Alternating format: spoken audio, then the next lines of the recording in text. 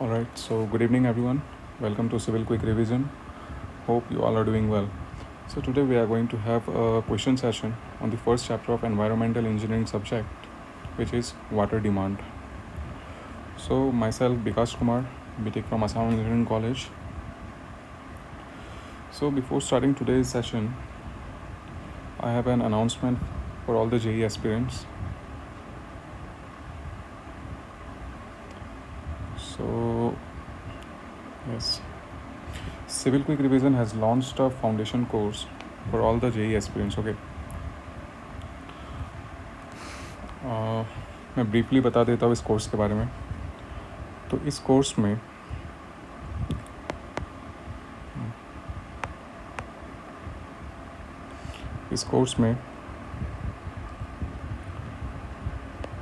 हम full syllabus पढ़ने वाले हैं, technical plus non technical. Technical subjects का इन डेप्थ एनालिसिस होगा, और because of in depth analysis आप लोग चाहे वाटर रिसोर्स डिपार्टमेंट का जेई एग्ज़ाम दे रहे हो, चाहे फिशरी डिपार्टमेंट या फिर soil conservation department, water resource JE exam या फिशरी डिपार्टमेंट या सॉइल कंजर्वेशन,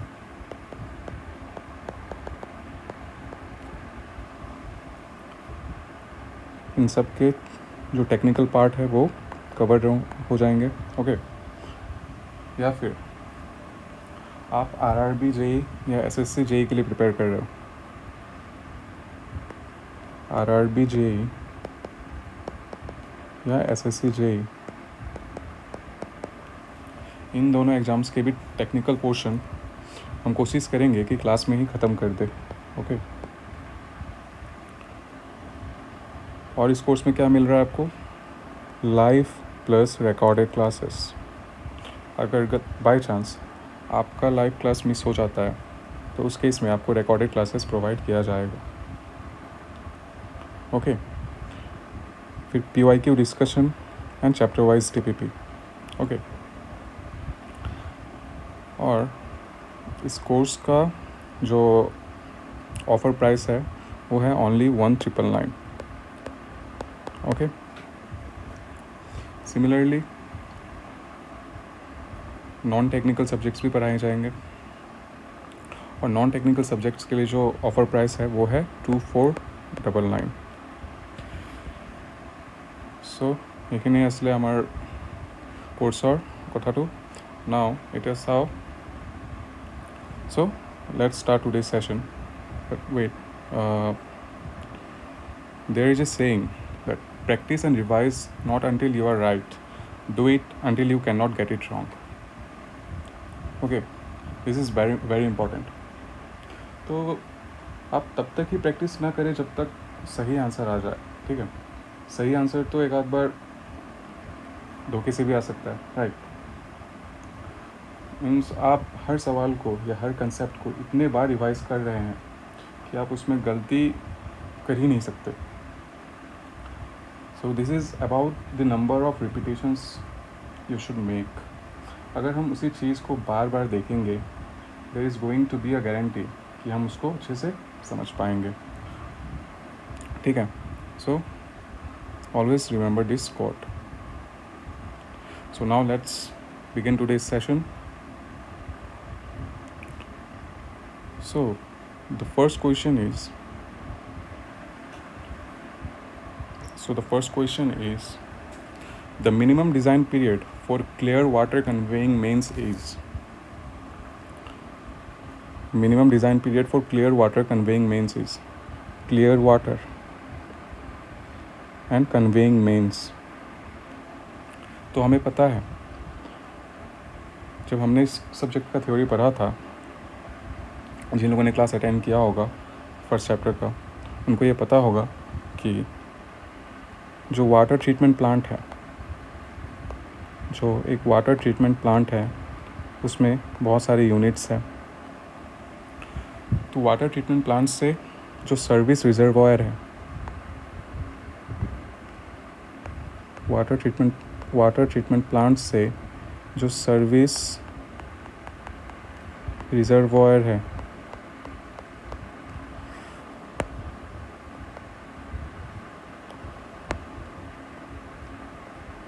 सर्विस रिजर्वॉयर है, वहाँ तक जो क्लियर वाटर होता है, अब वो जो वाटर है वो वाटर ट्रीटमेंट प्लांट से सप्लाई किया गया, तो ऑब्वियसली वो ट्रीटेड वाटर होगा, it will be clear water, right. तो क्लियर वाटर ट्रीटमेंट प्लांट से सर्विस रिजर्वॉयर तक जा रही है, और उसको कौन लेके जा रहा है? जो कन्वेइंग मेंस है, या फिर इसको हम डिस्ट्रीब्यूटिंग मेंस भी बोलते हैं, distributing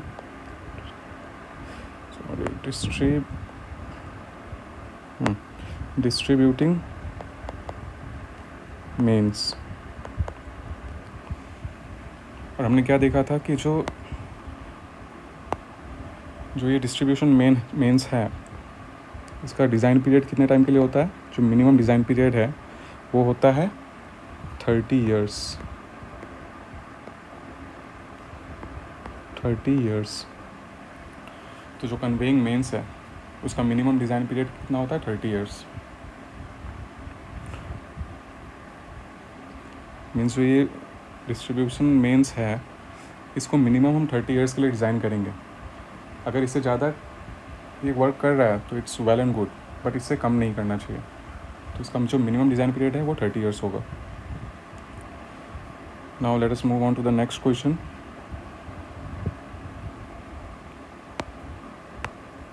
Right. In a small town with a population of 10,000, if the per capita water demand is 100 liter per day, then what is the yearly water consumption in million liters? So what is been asked in the question is, in a small town of population 10,000. So population is given 10,000. If per capita water demand is 100 liter per day, per capita water demand is 100 liter per day, it means one person is using 100 liters of water in one day, and the population is given 10,000. So 10,000 people will consume 100 into 10,000 liters of water in one day. Okay, so in question में क्या पूछा है? What is the yearly water consumption? Yearly water consumption means in 1 year. 1 year means 365 days.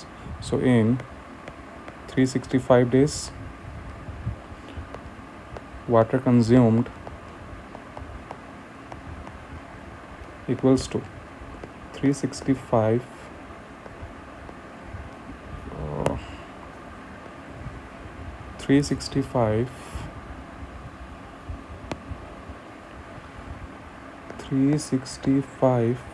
into 100 into 10,000 is equals to 365 into 10 to the power 6 liters. So we can also write it as 365 million liters. Okay, since the question is asked in million liters, right? So the correct answer is option D. In the first question, the correct answer was option B. Okay, now let's move on to the third question. So the question asked here is, the minimum domestic consumption of water under normal condition in an Indian city per day per person is, okay, so minimum domestic consumption of water under normal condition. So ये हमने class में पढ़ा था, right? क्या पढ़ा था कि एक है लो इनकम ग्रुप, एक है हाई इनकम ग्रुप, और इनके बीच में होता है मिडिल इनकम ग्रुप। तो जो लो इनकम ग्रुप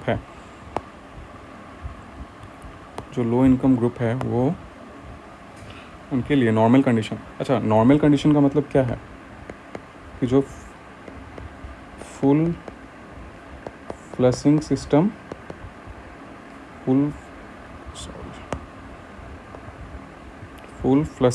नहीं है। Okay, full flushing system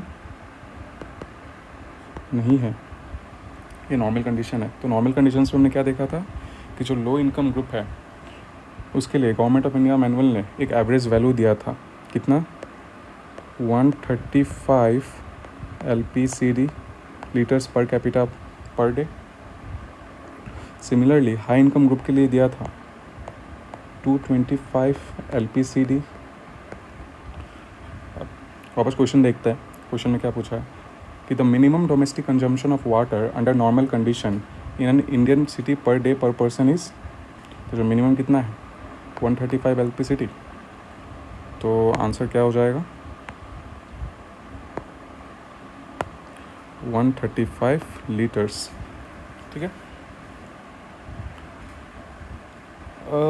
next question देखते हैं।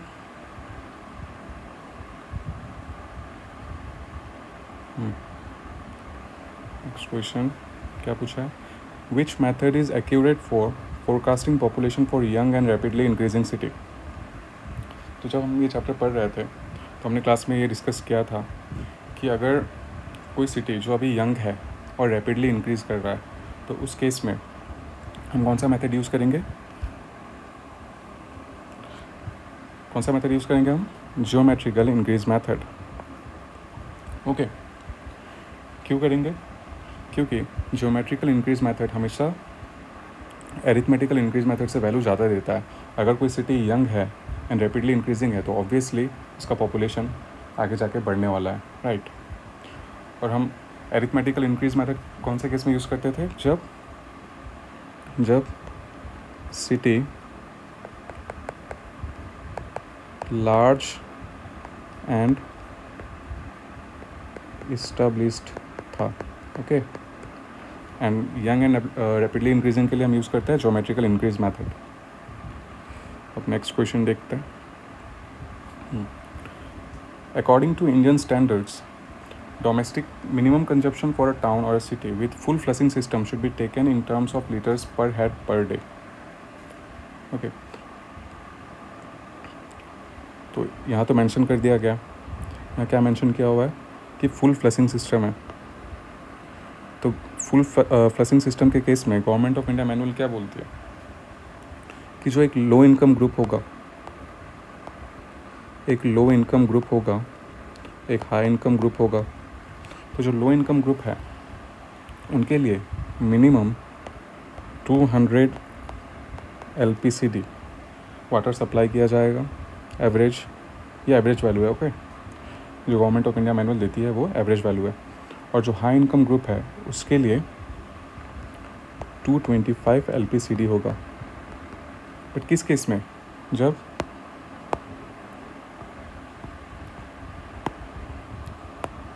सिस्टम फुल फ्लशिंग सिस्टम हो।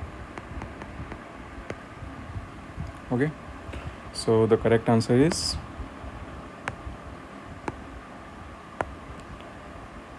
Option number D. Next question देखते हैं।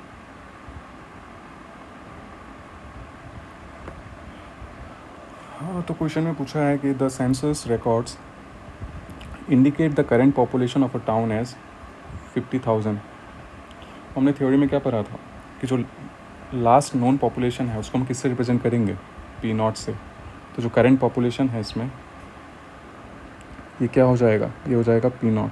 Okay, while for the 3 consecutive decades it was 47,100 1 decade before, 43,500 2 decades before back. Okay, 47,100 1 decade before, and 43,500 2 decades back, and 41,000 3 decades back. So using the arithmetical increase method. So यहाँ पे हमें arithmetical increase method use करना है, ठीक है. So the probable population after 1 decade, after 1 decade मतलब हम n का वैल्यू 1 लेंगे, क्योंकि बस एक डिकेड के बाद निकालना है हमें. चलिए इसको सॉल्व करते हैं. तो बताया गया है कि पॉपुलेशन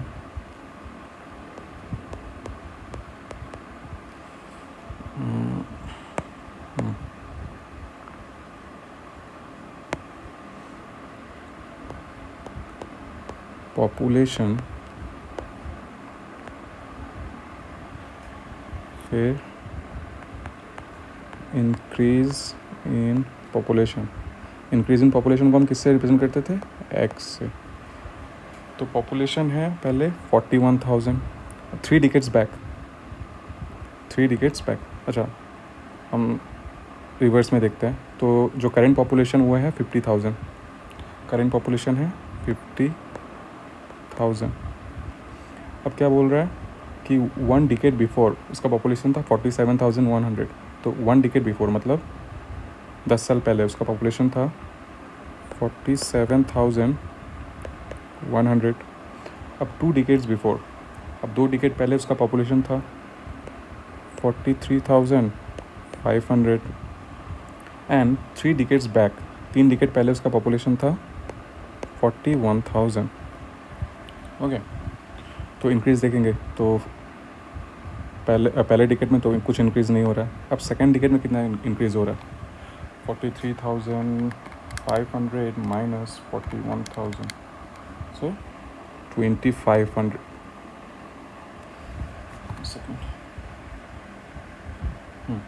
सो 2,500. अब इसके बाद कितना इंक्रीज़ हो रहा है? 47,100 माइनस 43,500, सो 3,600. फिर कितना पॉपुलेशन इंक्रीज़ हो रहा है? 50,000 माइनस 47,100, सो 2,900. अब एरिथमेटिकल इंक्रीज मेथड में हम कौन सा फॉर्मूला यूज़ करते थे?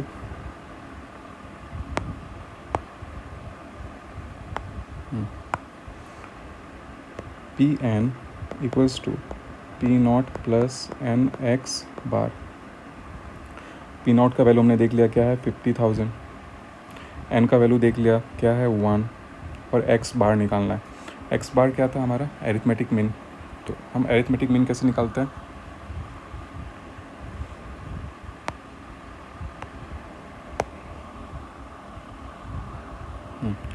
Arithmetic mean X bar equal to 2,500 plus 3,600 plus 2,900 divided by 3.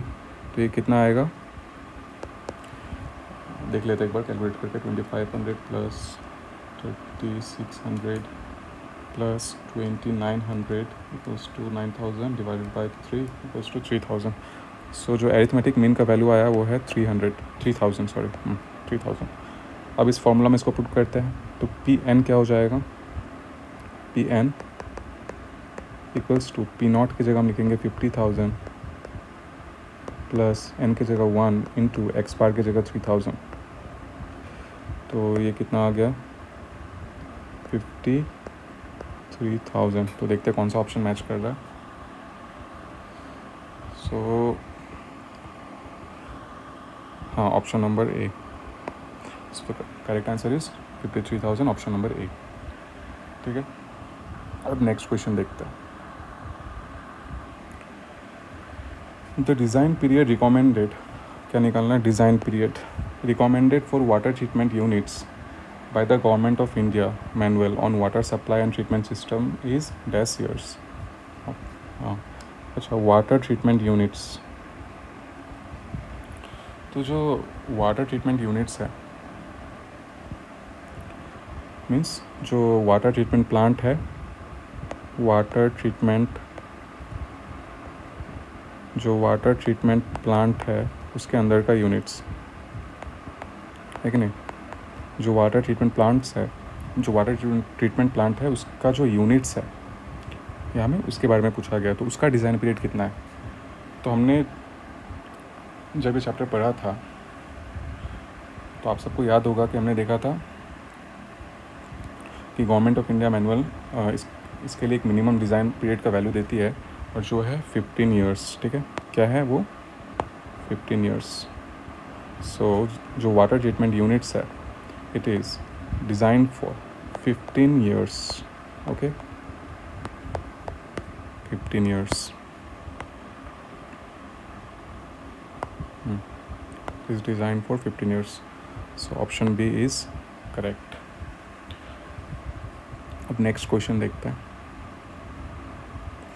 The multiplying factor as applied to obtain the peak hourly demand in relation to the maximum daily demand is. अच्छा, तो पहले हम देखते हैं कि क्या मैक्सिमम आवरली डिमांड है क्या. Maximum peak hourly demand. Peak hourly demand को हम क्या लिख सकते हैं? यही तो होता है मैक्सिमम आवरली डिमांड. और मैक्सिमम आवरली डिमांड क्या होता है? डिमांड जनरेटेड ऑन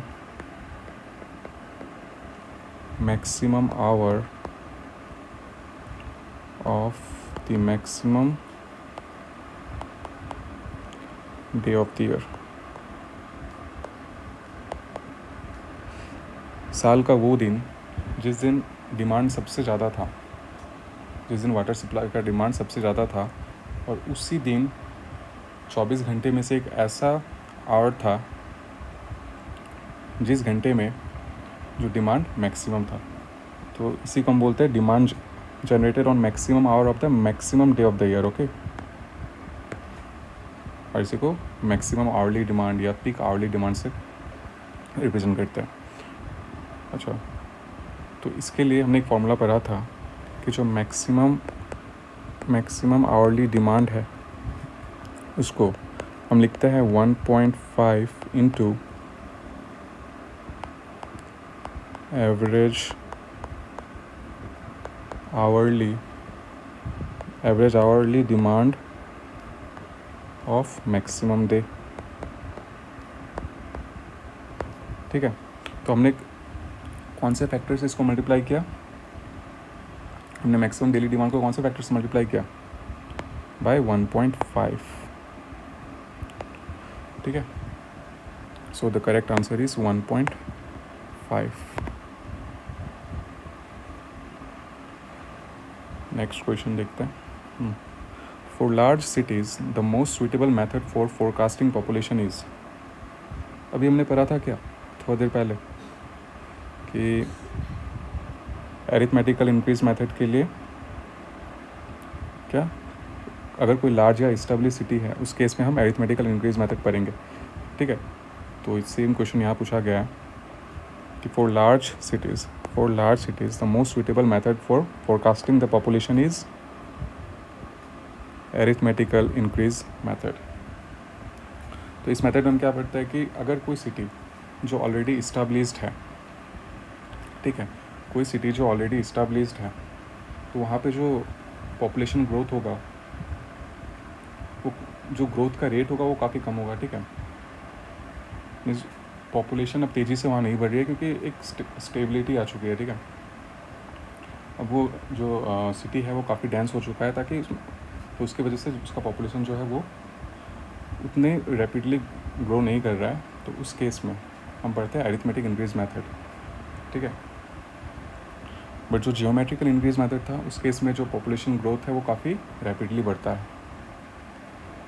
ठीक है, तो इसका आंसर हो जाएगा अरिथमेटिकल इंक्रीज मेथड. अब हम नेक्स्ट क्वेश्चन देखते हैं. The design period for water supply project is generally taken as. अब वाटर सप्लाई प्रोजेक्ट के लिए, ठीक है, अब जो वाटर सप्लाई प्रोजेक्ट है वो तो हमारा डैम से लेके एक हाउस होल्ड तक जो प्रोसेस है, जो लेआउट है, वो सबको इंक्लूड करती है कि नहीं. डैम से लेके हाउस होल्ड तक जो लास्ट में जो डिस्ट्रीब्यूटरी सिस्टम है जो हर एक गली में, हर एक मोहल्ले, हर एक हाउस में जो पानी सप्लाई कर रही है, वहाँ तक, कहाँ से? डैम से लेके। तो जो पूरा सिस्टम है उसी को हम बोलते हैं वाटर सप्लाई प्रोजेक्ट, है कि नहीं? तो डिज़ाइन पीरियड पूछा है, the design period for water supply project. तो जो गवर्नमेंट ऑफ इंडिया मैनुअल है उसने सब पे एक मिनिमम डिज़ाइन पीरियड दे रखा है। लाइक अगर बोले डैम्स के लिए, डैम्स या रिजर्वायर के लिए क्या है? 50 ईयर्स। जो कन्वेयंस स्ट्रक्चर है उसके लिए दिया गया है 30 ईयर्स। अगर हम पंप्स देखें तो पंप्स के लिए है, क्योंकि पंप्स एक मैकेनिकल डिवाइस है, उसमें वेयर एंड टीयर होता है, तो उसका जो डिज़ाइन पीरियड होता है वो उतना ज़्यादा नहीं होता, वो 15 ईयर्स के करीब होता है। ओके। फिर जैसे वाटर ट्रीटमेंट प्लांट का जो यूनिट्स है उसके लिए हमने जस्ट थोड़ी देर पहले पढ़ा था, उसके लिए भी होता है 15 ईयर्स। फिर हो गया आपका डिस्ट्रीब्यूशन मेन के लिए हमने देखा था जो डिज़ाइन पीरियड था, मिनिमम डिज़ाइन पीरियड 30 ईयर्स था। फिर सर्विस रिजर्वायर, जिसको हम ओवरहेड टैंक भी बोलते हैं, तो जो सर्विस रिजर्वायर है उसके लिए डिज़ाइन पीरियड था 15 ईयर्स। तो इधर हम क्या नोटिस कर रहे हैं, जो वैल्यू है उसका एक रेंज आ रहा है कि नहीं? ये है 50 ईयर्स। उसके बाद हम देखते हैं 30 years, 15 years, 15 years, 30 years, 15 years.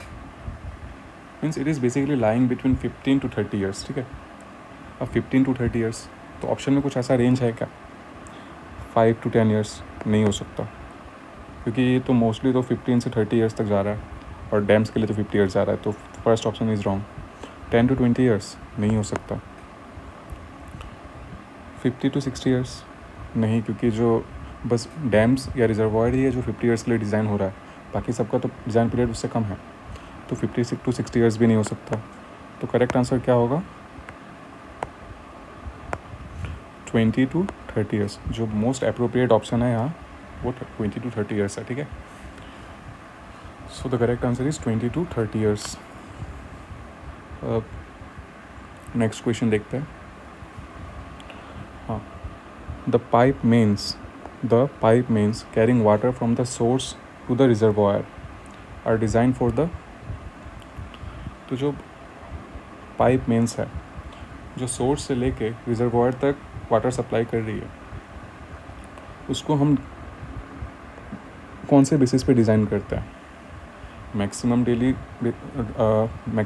Draft के बेसिस पे, या एवरेज डेली ड्राफ्ट, या maximum hourly draft of the maximum day, या मैक्सिमम वीकली ड्राफ्ट?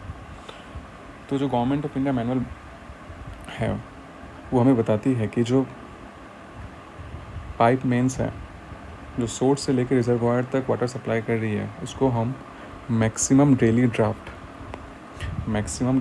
के लिए डिज़ाइन करते हैं। अच्छा, ये जो ड्राफ्ट है इसको हम डिमांड भी बोल सकते हैं। ड्राफ्ट एंड डिमांड को हम इंटरचेंजेबली यूज़ करते हैं। ठीक है। दोनों का मीनिंग सेम है, बस वो यूके एंड यूएस के इंग्लिश का डिफरेंस है। ठीक है। तो मैक्सिमम डेली डिमांड या मैक्सिमम डेली ड्राफ्ट भी बोल सकते हैं इसको। ओके। अब नेक्स्ट क्वेश्चन देखते हैं। तो tentative cost of distribution system in water supply scheme is. अब तो बोल ही दिया कि टेंटेटिव कॉस्ट, ठीक है, तो एग्जैक्ट वैल्यू हमें पता नहीं होगा, of distribution system in water supply scheme is. तो इसका जो एक एवरेज वैल्यू आता है इट इज़ अराउंड 50%। इसका हम एग्जैक्ट वैल्यू तो नहीं बता सकते, क्योंकि ये कॉस्ट किस पे डिपेंड करेगा। It will obviously depend on जो टेंटेटिव कॉस्ट है, इट डिपेंड्स ऑन किस पे डिपेंड कर सकता है। अगर हम वाटर सप्लाई स्कीम का बात कर रहे हैं तो किस पे डिपेंड कर सकता है? जो पाइप का डायमेंशन पे डिपेंड कर सकता है। ठीक है, पाइप के डायमेंशन पे कि अगर हम ज़्यादा लेंथ का पाइप ले रहे हैं या फिर पाइप का डायमीटर ज़्यादा है, तो इस केस में क्या होगा, कॉस्ट ऑब्वियसली ज़्यादा होगा। अगर पाइप का लेंथ कम है, डायमीटर कम है, उस केस में क्या होगा, कॉस्ट कम होगा। तो it depends on the length and dia of pipe. और किस पे डिपेंड करेगा? और कितना पॉपुलेशन को हम कैटर कर रहे हैं उस पर डिपेंड करेगा। लाइक अगर पॉपुलेशन ज़्यादा है, कोई लार्ज सिटी है, उस केस में क्या होगा, जो डिस्ट्रीब्यूशन सिस्टम है उसमें पाइप का लेआउट्स ऑब्वियसली ज़्यादा होगा, पाइप का डायमेंशन ज़्यादा होगा, क्योंकि हमें पॉपुलेशन जितने पॉपुलेशंस तक वाटर सप्लाई करना है वो पॉपुलेशन का नंबर ज़्यादा है। पॉपुलेशन का नंबर ज़्यादा है तो डिमांड ऑब्वियसली ज़्यादा होगा, और अगर डिमांड ज़्यादा है तो डिस्ट्रीब्यूशन सिस्टम का कॉस्ट ज़्यादा होगा। ओके, तो population catered,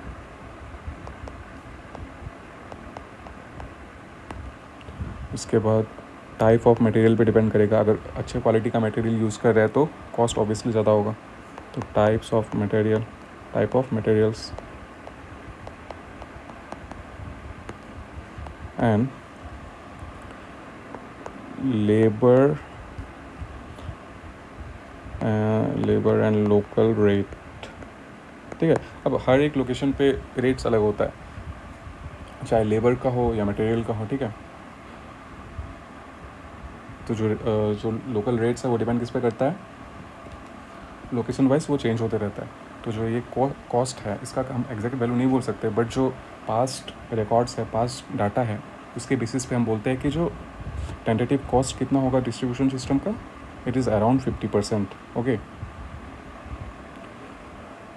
so now let's see next question. To estimate the water demand, which one of the following is most important? To estimate the water demand. Okay, तो जब हमने chapter start किया था, water demand chapter जब start किया था, तो हमने ये फर्स्ट थिंग यही पढ़ा था कि वाटर डिमांड कैलकुलेट करने के लिए हमें क्या करना होगा। तो वाटर डिमांड कैलकुलेट करने के लिए सबसे पहले हम क्या कर रहे थे, पॉपुलेशन फॉरकास्ट कर रहे थे और डिमांड निकाल रहे थे। ठीक है, डिमांड एंड पॉपुलेशन फॉरकास्टिंग। तो इसमें देखते हैं क्या, rate of demand and population ये हो सकता है। Okay, cost of supply and population, cost of supply से वाटर डिमांड एस्टिमेशन का तो कोई मतलब ही नहीं है, तो ये ऑप्शन तो नहीं होगा। Adequacy of source and cost of supply. Adequacy of source मतलब सफिशिएंट वाटर अवेलेबल है। अगर सफिशिएंट वाटर अवेलेबल है तो उससे डिमांड का कुछ मतलब है क्या? ऐसा है क्या? अगर कहीं पे किसी सोर्स पे जो वाटर सफिशिएंटली अवेलेबल है तो हम क्या ज़्यादा पानी कंज्यूम करेंगे? ऐसा तो कुछ नहीं है कि नहीं? तो जो पॉपुलेशन है उस पर डिपेंड करेगा ऑब्वियसली, और रेट ऑफ डिमांड पे। तो करेक्ट आंसर क्या होगा? ठीक है, rate of demand and population. तो जो एस्टिमेशन ऑफ वाटर डिमांड है वो डिपेंड करता है rate of demand and population पे। Okay,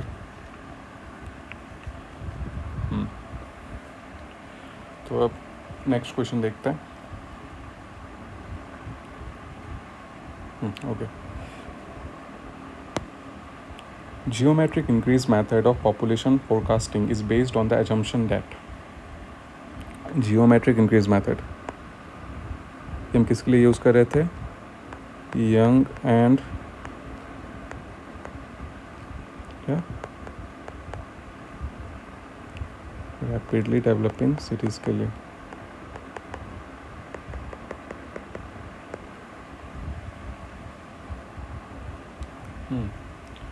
young and growing cities के लिए यूज़ कर रहे थे। ठीक है, तो जो और population forecasting is based on the assumption. अच्छा, इसमें एजम्पशन पूछा गया, तो कौन से एजम्पशन पे बेस्ड है?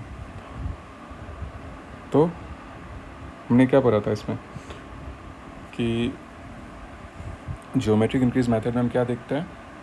परसेंटेज ग्रोथ रेट देखते हैं। ठीक है, परसेंटेज ग्रोथ रेट, और उसमें हम क्या देख रहे थे कि जो परसेंटेज ग्रोथ रेट है वो कांस्टेंट होता है। ठीक है, तो इसका ऑब्वियसली आंसर होगा option D, percentage growth rate is constant.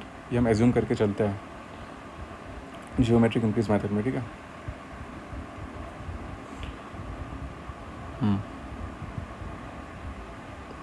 अब next question, a water supply scheme has to be design for a city having a population of 1 lakh.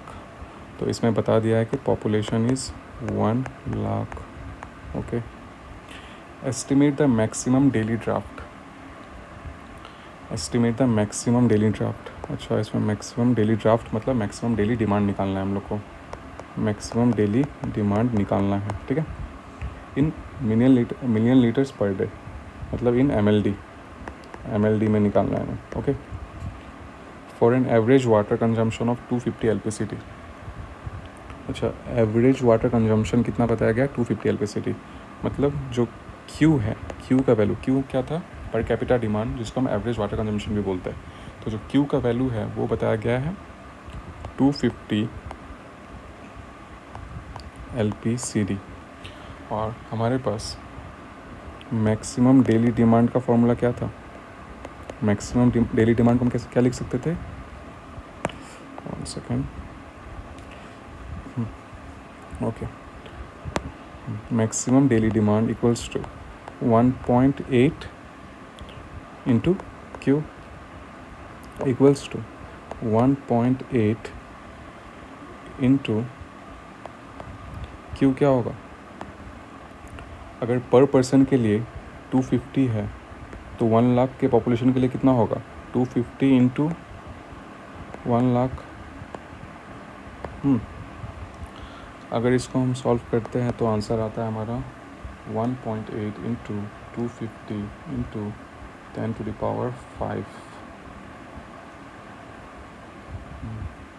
45 into 10⁶ litres per day. तो इसको हम क्या लिख सकते हैं? 45 मिलियन लीटर्स पर डे। तो देखते हैं कौन सा ऑप्शन मैच कर रहा है। 45 million litres per day, option C. So option C is correct. Okay, now let us see the next question. According to IS, the consumption of water per capita per day, consumption of water per capita per day means LPCD, means LPCD क्या? For nursing homes, okay, for nursing homes, boarding schools and hostel, for nursing homes, boarding schools and hostels। तो government of India manual में IS code 1172 2002 में इसका data दिया हुआ है, ठीक है, डाटा। और उस डाटा को एज इट इज़ हम देखते हैं।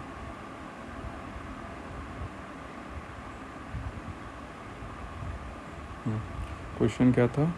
For nursing homes, boarding schools and hostels. तो फॉर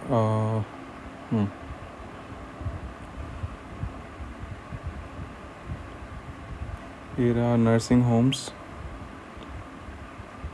बोर्डिंग स्कूल्स या फिर हॉस्टल्स के लिए ये दोनों का वैल्यू हम क्या देख रहे हैं? 135 LPCD। हाँ, 135 पर हेड, 135 LPCD। सो यहाँ से हम क्या बोल सकते हैं? जो करेक्ट आंसर होगा, जो करेक्ट आंसर है वो है 135 लीटर्स पर कैपिटा पर डे। ओके, ये टेबल मैंने कहाँ से उठाया? IS 1172 2002 से। ओके, अब नेक्स्ट क्वेश्चन देखते हैं। If the average daily water consumption of a city is 24,000 metre cube, the peak hourly demand is. If the average daily water consumption of a city is 24,000 meter cube, 24,000 meter cube means Q is equals to 24,000 meter cube क्या बोल सकते हैं ना? Q क्या था, per capita demand, जिसको हम average annual क्या डेली डिमांड भी बोलते थे। तो Q equals to 24,000 metre cube. तो हमें क्या निकालना है, peak hourly demand. Peak hourly demand को हम क्या बोलते हैं, मैक्सिमम आवरली डिमांड। और मैक्सिमम आवरली डिमांड के लिए हमारे पास फॉर्मूला है 1.5 इंटू 1.8 क्यू अपॉन 24। ये 1.8 क्यू क्या है, मैक्सिमम डेली डिमांड, ठीक है। या फिर इसको हम ऐसे भी लिख सकते थे ना, it is equals to 2.7 into Q upon 24, right. इसको तो हम ऐसे भी लिख सकते हैं। तो अब क्यू के जगह हम 24,000 पुट करते हैं, इक्वल्स टू 2.7 इंटू क्यू की जगह 24,000 पुट करेंगे अपॉन 24। तो जो वैल्यू आएगा that is 2,700 metre cube per our.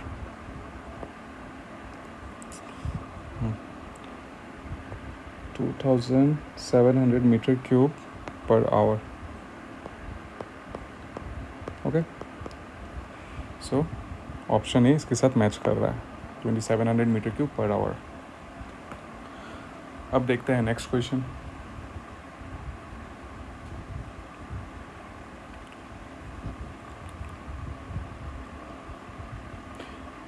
मैं जो ये क्वेश्चंस करवा रहा हूँ, ये सारे क्वेश्चंस किसी न किसी एग्ज़ाम में आ चुके हैं। और ये सब अगर आप ये सब क्वेश्चन कर लो तो आपके फर्स्ट ईयर्स के फर्स्ट सब्जेक्ट जो फर्स्ट चैप्टर है एनवायरमेंटल इंजीनियरिंग का, उसका सारा डाउट्स क्लियर हो जाएगा, ठीक है। काफ़ी इंपॉर्टेंट क्वेश्चंस है, तो आप खुद से भी इसको एक बार प्रैक्टिस करके देखना।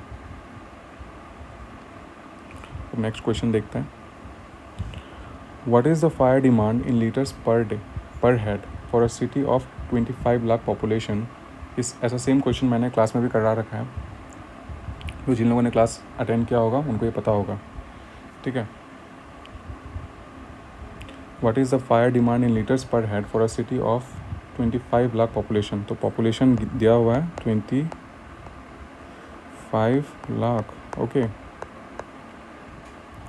For a moderate fire to last for 3 hours, कितना आवर्स के लिए टाइम है, तो आपका 3 आवर्स के लिए। Requiring 3 fire station, 3 hours, population is 25 lakh, 3 fire stations with discharge of 1100 liters per minute and the provision for 4 fires at a time। अब एक ऐसा वर्स्ट केस सिनेरियो लिया जा रहा है जहाँ पे एक साथ 4 लोकेशंस पे फायर आउटब्रेक हुआ, ठीक है। एक साथ 4 लोकेशंस पे फायर आउटब्रेक हुआ। अब हम क्या करते हैं कि जो फायर डिमांड निकालते हैं वो बस जिस बिल्डिंग में फायर आउटब्रेक हुआ बस उसके लिए नहीं निकालते, ठीक है।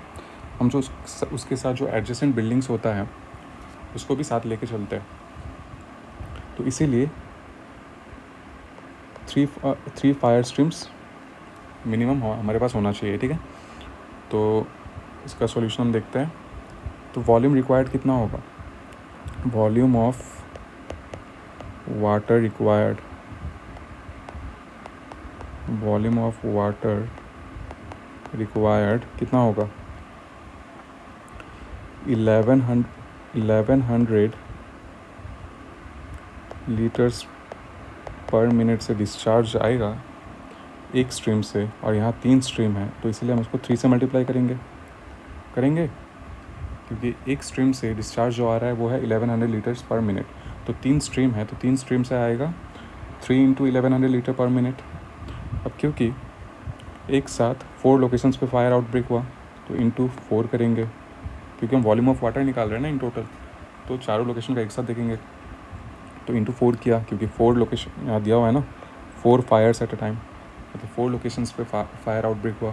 तो 3 × 4 इंटू जो वाटर अवेलेबल होना चाहिए हमारे पास, वो मिनिमम 3 आवर्स के लिए होना चाहिए, ठीक है। तो अगर वो मिनिमम 3 आवर्स के लिए हमारे पास अवेलेबल होना चाहिए, तो 3 आवर्स मतलब कितना मिनट, 3 आवर्स मतलब 180 मिनट पर डे, मतलब एक दिन में एट मिनिमम 3 आवर्स मतलब मिनिमम 180 मिनट।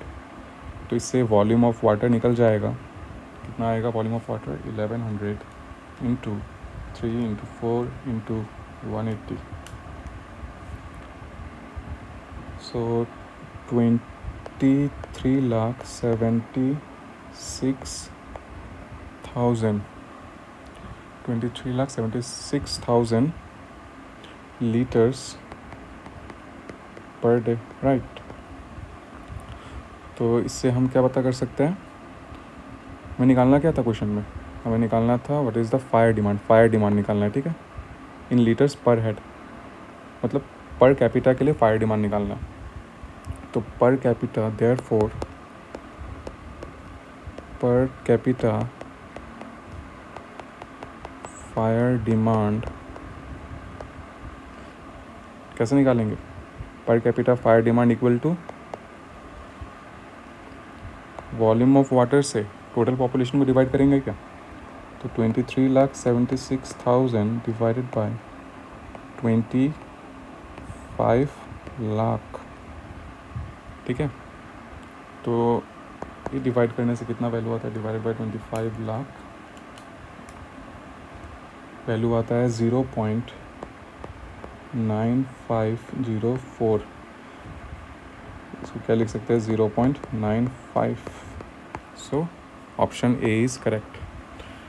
तो इस क्वेश्चन से हम क्या कंक्लूड कर सकते हैं कि जो फायर डिमांड है, ऑल्दो फायर डिमांड में जो वाटर सप्लाई है, वाटर का जो रेट है, सप्लाई का रेट, वो बहुत ज़्यादा है, 1100 लीटर्स पर मिनट, लेकिन फिर भी हम इसको इग्नोर करते हैं। इसको इग्नोर क्यों करते हैं, क्योंकि इसका जो पर कैपिटा डिमांड है वो लेस देन 1 है, जो पर कैपिटा फायर डिमांड है वो लेस देन 1 है, इसलिए हम इसको इग्नोर करते हैं फायर डिमांड को कैलकुलेशंस में, ठीक है। तो यहाँ करेक्ट आंसर हो गया 0.95। अब नेक्स्ट क्वेश्चन देखते हैं। The growth of population can be conveniently represented by a curve called, the growth of population can be conveniently represented by a curve called, अच्छा, पॉपुलेशन ग्रोथ को हम कौन से कर्व से रिप्रेजेंट करते हैं, तो हमने क्या पढ़ा था, हमने एक एस कर्व पढ़ा था क्या, एस कर्व जिसको हम लॉजिस्टिक कर्व भी बोलते हैं, है कि नहीं। तो इसका जो करेक्ट आंसर होगा वो होगा लॉजिस्टिक कर्व, जिसको हम क्या बोलते हैं, also known as S shaped curve, ठीक है।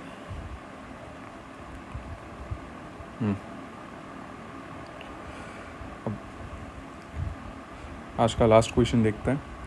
तो what should be the estimate of coincident draft in the design of a water supply system.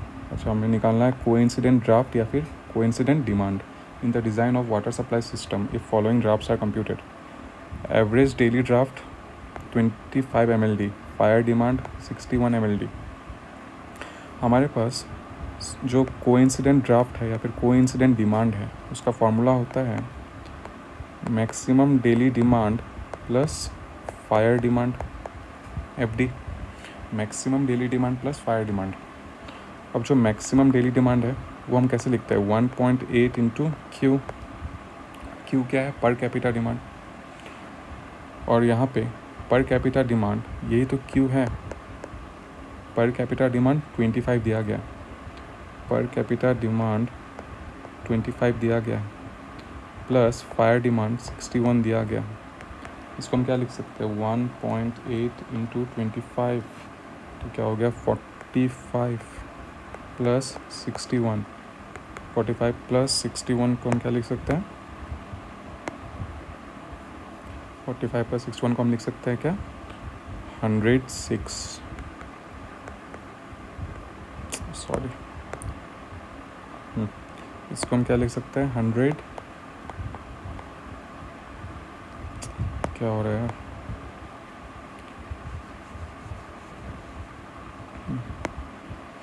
इसको हम लिख सकते हैं 106 ml/d।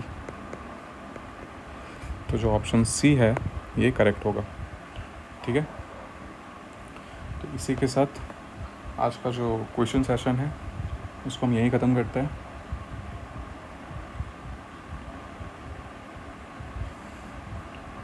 आई होप आप सबको ये सारे क्वेश्चन समझ में आए होंगे। मैंने ट्राई किया कि जितना जितने ईजी तरीके से हो सके मैं इसको समझाने का ट्राई किया, तो मुझे लगता है कि सबको समझ में आया होगा। तो with this, let's end today's session.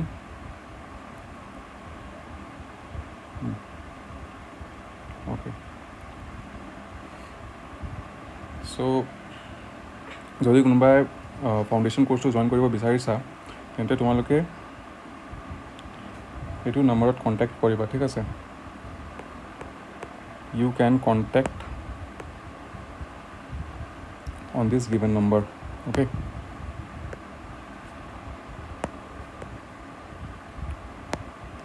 you can contact on this given number.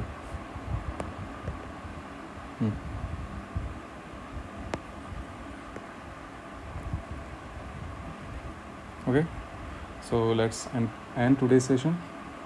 Thank you.